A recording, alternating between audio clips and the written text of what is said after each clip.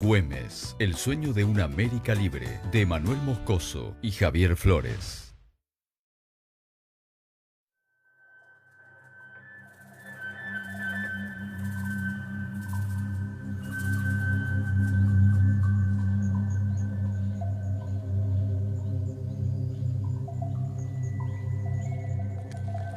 Aquí es donde se alza la epopeya de Martín Miguel de Güemes, un hombre cuyo destino estaba escrito: abanderar la historia de los pueblos que buscaron la libertad.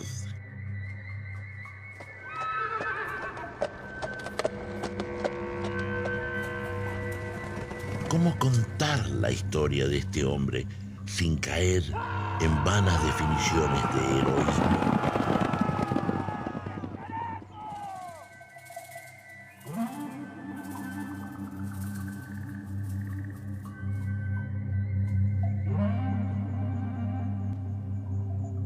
Mártir, libertario, guerrillero revolucionario, también un hombre real, con temores, dudas, aciertos y desaciertos. Un hombre en su justa humanidad.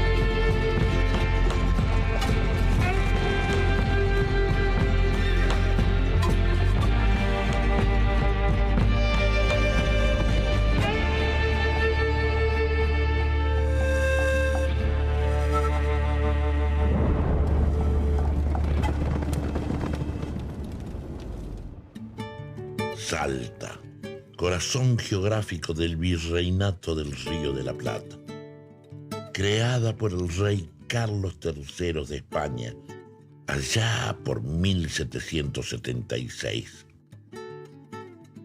Convivimos con la historia de nuestro pueblo en cada esquina, aún hoy testigos de su esplendor colonial.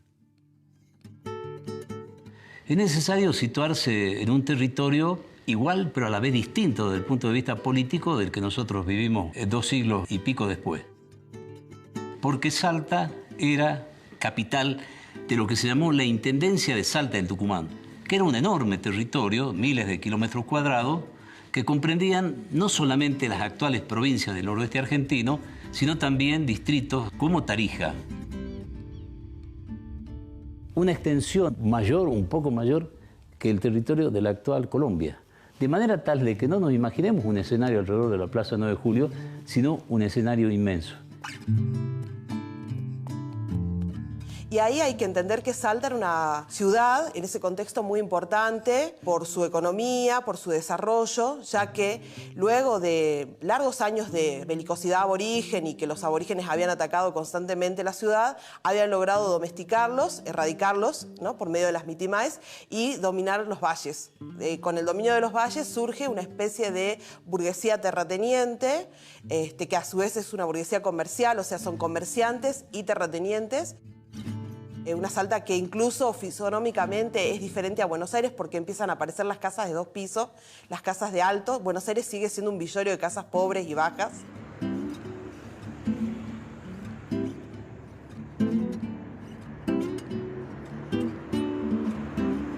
La ciudad de Salta se calcula, de Viajero y otros testimonios, que la ciudad, que era la parte, digamos, urbana de las manzanas que rodeaban a la plaza principal, no excedía los 5.000, 5.500 habitantes.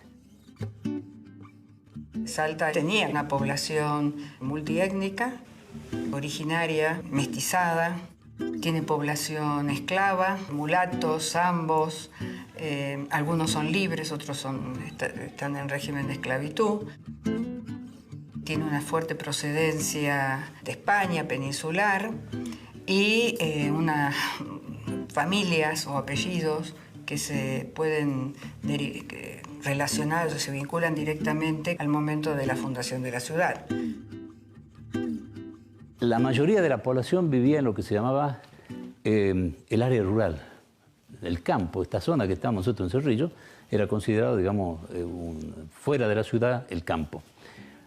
Una población dispersa que vivía del pastoreo, del cultivo, de la artesanía y de actividades de ese tipo, donde además el motor dinámico de la economía y de todas las actividades españolas en América y en Europa, que eran las minas de plata de Potosí.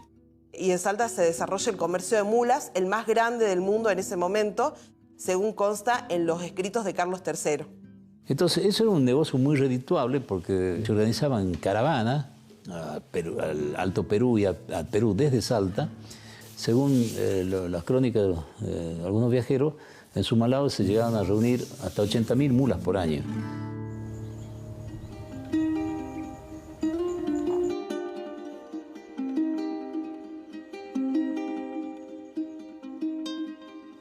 En ese contexto va a llegar Gabriel Güemes Montero, que es el papá de Güemes, un funcionario, un burócrata real, que llega con el objeto de hacerse cargo de las arcas, ¿no? Hacerse cargo del tesoro.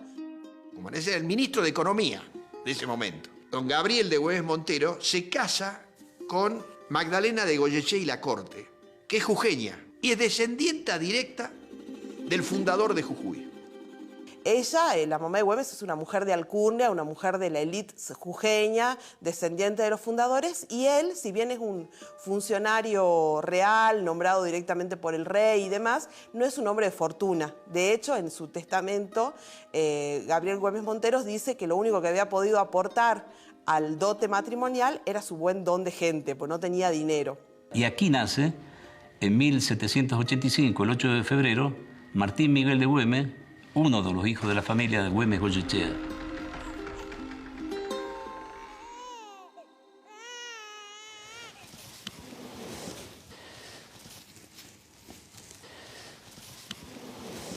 Este es un diario de Salta. Cuando el día del centenario de la muerte de Güemes, lástima que esto, como está en un color, hay una cosa que no se ve, se borró, ¿no? Un dibujo, no sé. Ahí está el hijo del general, la familia de Güemes. Aquí está la partida de bautismo de Güemes. Él era el segundo de los 9 hermanos. Y la calle donde nació se llamó Calle de la Amargura. Hoy es la calle Balcarce. Llamativamente, en 1909, el pueblo la bautizó no de manera formal, de manera popular, la Calle de la Alegría. Fue una familia importante, se estableció primero en una casa donde nació Güemes, en la calle Balcarce, primera cuadra, luego en lo que es hoy el Museo Güemes, que era la Casa de la Tesorería.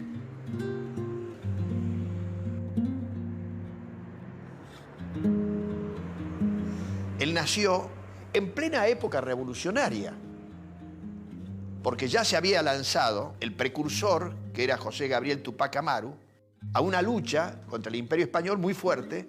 Ya venía la Revolución Francesa, la Revolución Norteamericana ya se había planteado, es decir, era un mundo en cambio, y él nace en ese mundo en cambio.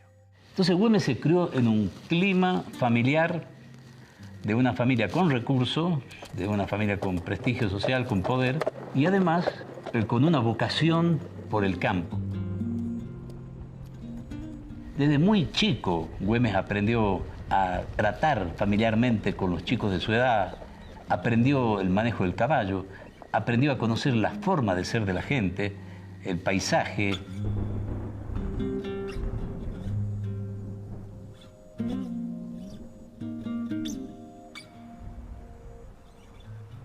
Va a ser criado en esa familia tan conservadora, de prominencia en la ciudad, y va a recibir sus primeras letras seguramente en su casa.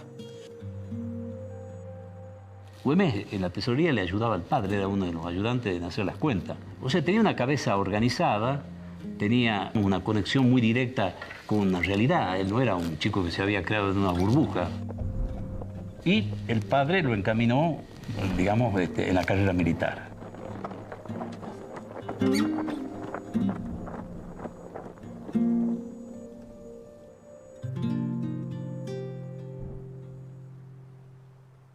Y Güemes fue un caso entonces de esto que entra de changuito ahí al batallón del Regimiento Fijo de Buenos Aires y comienza su carrera para ser oficial de infantería.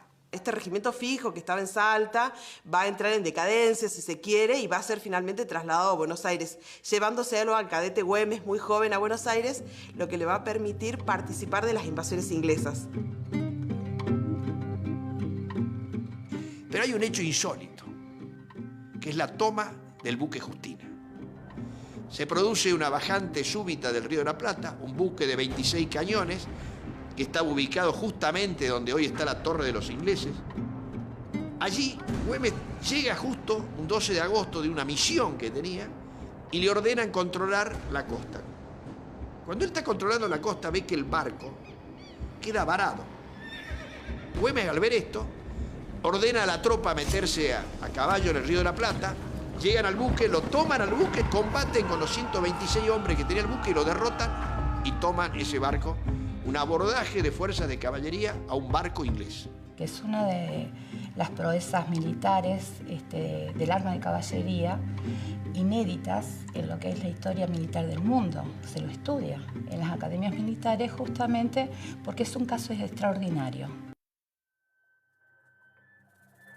Después de la invasión napoleónica a España, ya nada podía detener el germen de la revolución. Y no faltaría mucho para que el joven teniente salteño vuelva a su tierra natal. Necesito restablecerme por algún tiempo y mudar de temperatura. Después de haberme hallado en la reconquista y defensa de la capital del reino, me han sobrevenido gravísimas enfermedades que me han acercado al sepulcro. Su padre muere y él vuelve a Salta y ya se queda en Salta. Y cuando llega la revolución a Salta, él inmediatamente se pone al servicio de la revolución.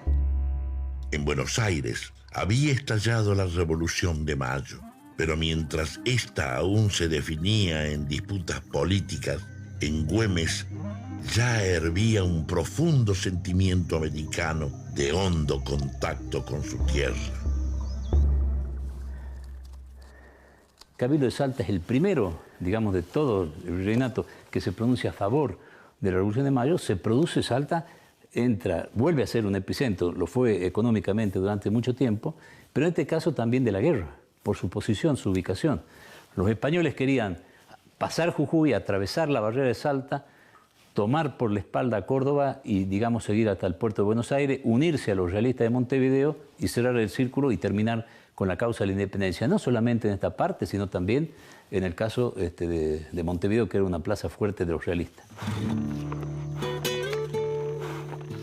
Güemes inmediatamente se pone al servicio. Se va a marchar hacia la quebrada Humahuaca. ¿Por qué? Porque los españoles son muy fuertes en el Alto Perú, hoy llamado Bolivia, y en Perú.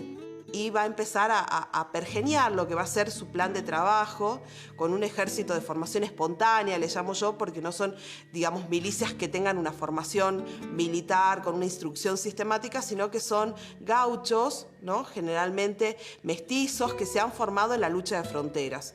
La lucha de fronteras se daba básicamente en la lucha contra el aborigen del Chaco. Güemes tenía 25 años cuando se incorpora con una partida de voluntarios, 60 hombres se calcula, que marcha a Suipacha. El gobierno, el Cabildo de Buenos Aires, había enviado una fuerza, bajo la conducción del general Balcarce, para enfrentar a los realistas y para parar. Los realistas tienen un primer combate en Cotagaita, donde retroceden los patriotas, y poco tiempo después, el 7 de noviembre de 1810, se obtiene un triunfo importante, donde las fuerzas de Buenos Aires más el refuerzo de Güemes, digamos, deciden la primera batalla a favor, digamos, de las fuerzas patriotas. En el segundo semestre de 1810, el ejército expedicionario al mando de Balcarce llega al Alto Perú. Las tropas realistas aguardaban en Santiago de Cotagaita. Tras simular una retirada, La vanguardia salteña, a las órdenes de Güemes, ataca sorpresivamente. El 7 de noviembre en Suipacha, la victoria es contundente. Suipacha es la que va a insuflar un valor simbólico extraordinario, porque va a tener una gran trascendencia por ser la primera victoria de ese ejército de Buenos Aires al que van a concurrir en forma protagónica un grupo también de saltos jujeños al mando del entonces joven oficial Güemes, que va a tener una presencia definitoria en el momento de la carga que va a definir el éxito de ese combate al que le llamamos batalla. Es un triunfo patriota donde la decisiva participación de Güemes y de los gauchos va a permitir justamente este triunfo, ¿no? Güemes y sus hombres sobresalen por su coraje en el campo de batalla. Entre el fuego de los cañones y la fusilería, toman como trofeo la bandera del enemigo que hoy se exhibe en el Cabildo de Salta. ¿Por qué destaco la batalla de Suipacha? No solo porque es el primer triunfo patrio, la revolución se comienza en mayo, este triunfo es el 7 de noviembre de 1810, sino porque además de que Güemes participa, aporta y da el toque final para el triunfo, no es reconocido. Por supuesto, como son los generales los que ganan las batallas y no los segundos, el que se llevó los laureles fue Balcarce. Y el que lo sacó de escena fue Castelli, porque no lo nombró en el parte de batalla. ¿Por qué no lo nombró? Porque Buenos Aires necesitaba mostrar que ellos eran los que tenían las victorias. Y no se podía aceptar que un capitán de Salta, de esta región norteña, fuera el que había ganado la batalla. Entonces lo borran del parte de batalla. Esto le va a pasar muchas veces a Güemes. ¿No? Esto me parece importante destacarlo porque ya a menos de un año de producirse la revolución nos marca el lugar en el que va a terminar quedando Güemes con respecto al proceso revolucionario, con respecto al pensamiento revolucionario de Buenos Aires y cómo va a ser muchas veces enjuiciado, muchas veces sospechado desde Buenos Aires. Tras su reclamo por no haber sido incluido en el parte de batalla, Castelli ordenó la disolución de la división de Salta y confinó a Güemes a regresar a su ciudad natal. Él choca con la inexperiencia de los oficiales porteños, que no conocen el terreno, que no conocen la gente y que cometen muchos errores con sus avances militares. Güemes se va a retirar porque se enfrenta con los jefes y le dice, habían hecho un pacto y le dice, acá hay una demora criminalísima que nos va a traer la derrota. Hay que seguir avanzando y derrotarlo completamente. Sin Güemes, Castelli y Balcarce avanzan hacia Huaqui, a orillas del lago Titicaca. Las tropas realistas atacan desde el norte al mando de Goyeneche y aplastan al ejército patriota el 20 de junio de 1811. En Buenos Aires se conforma el primer triunvirato. Pueyrredón, quien estaba al mando del ejército del norte, enferma y es reemplazado por el abogado y militar Manuel Belgrano. Belgrano comanda entonces el valeroso éxodo jujeño. En septiembre se impone ante el ejército realista en Tucumán, pero una batalla sobre todas lo llevaría a la gloria, la batalla de Salta. Belgrano era una persona que se improvisó militar. Él había hecho estudios en España, no solamente en Derecho, sino también fue uno de los primeros que tuvo en la Argentina una formación como economista. En nuestro país también hasta de sus momentos originarios tuvo mucha suerte. Casi diría que es un país teológico, es un país que demuestra la existencia de Dios, porque Belgrano va a terminar siendo el gran amigo de Güemes y Güemes va a terminar siendo el gran amigo de Belgrano, pese a que Güemes no estuvo en la batalla de Salta, porque Belgrano en su anterior comandancia del Ejército Auxiliar del Perú lo había mandado castigado a Buenos Aires. De hecho, va a ser separado por una diferencia que tuvo con Belgrano, una diferencia que cabe aclarar que no va a ser de fondo y que después van a ellos entablar una hermosa amistad y una amistad fraterna en cuanto al proceso revolucionario y a las ideas revolucionarias, ¿no?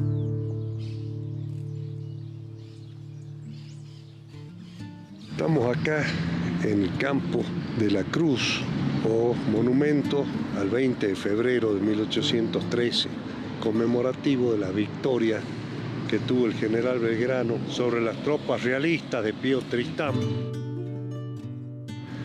Acá, en esta tierra que estamos pisando, en este lugar donde hoy tenemos el canto de los pájaros, los árboles y demás, acá es donde se enterraron a los vencedores y vencidos de la batalla de Salta bajo una misma cruz.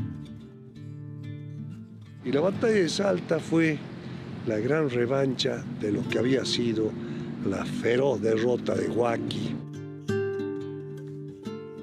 Esa victoria de Salta se dio acá, un día de verano, una época lluviosa, y sin embargo se logró la más perfecta de las victorias de las batallas que se dieron en lo que hoy es el territorio de la República Argentina. Pío Tristán lo esperaba Belgrano al sur de acá de la ciudad. Entonces, Belgrano da vuelta por el este y hacia el norte para terminar saliendo al norte de la ciudad, mientras Tristán lo estaba esperando al sur. Se sorprende y dice, caramba, ni que fuesen pájaros. ¿Cómo hicieron, dice, para poder pasar todos esos cerros?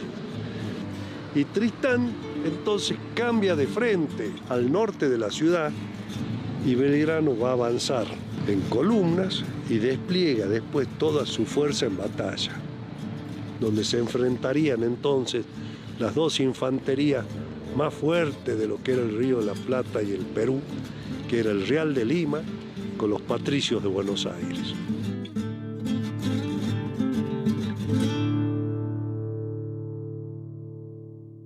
La batalla de Salta se libró el 20 de febrero de 1813. Al otro día Belgrano ingresa triunfante el 21, domingo 21, ingresa, y el pueblo, como entra Belgrano con la bandera que debuta aquí, en un campo de batalla, la bandera nacional, ingresa con bandera desplegada y sus soldados triunfantes, el pueblo en algarabía la bautiza la calle de la Victoria. Llevó ese nombre hasta el año 1900 y le impusieron el nombre de calle España. No toda la población lo acompañó. Hubo mucha gente que era realista. En Jujuy, en Salta, en todos lados. Era la incertidumbre de una revolución que recién comenzaba. Y lo normal era que hubiesen sido realistas porque hasta el día de ayer, digamos, habían estado rindiendo honores y todo lo demás a su majestad católica. Entonces, esto, para que veamos lo que significó el gran esfuerzo de aquellos que lo dejaron todo, porque no todos lo dejaron. Mientras tanto, en Buenos Aires, Güemes ya estaba estableciendo una fuerte relación con otro hombre fundamental para la lucha por la independencia. Eso le va a venir muy bien a Güemes, porque se va a instalar en el Estado Mayor en Buenos Aires. Y el Estado Mayor conoce todos los planes militares españoles y allí va a llegar justo en esos días, en 1813, va a llegar San Martín. Pero es ese castigo el que posibilita que tome contacto con San Martín, y cuando San Martín lo releva a Belgrano en el año 14, lo trae este joven oficial Güemes, que va a ser nombrado comandante del río Pasaje, y que va a ser el que va a dar el primer combate que San Martín llama a la Brusca, en el Tuscal de Velarde, en el año 14, y que va a ser el que va a dar lugar al inicio, al bautismo de fuego de la Guerra Gaucha.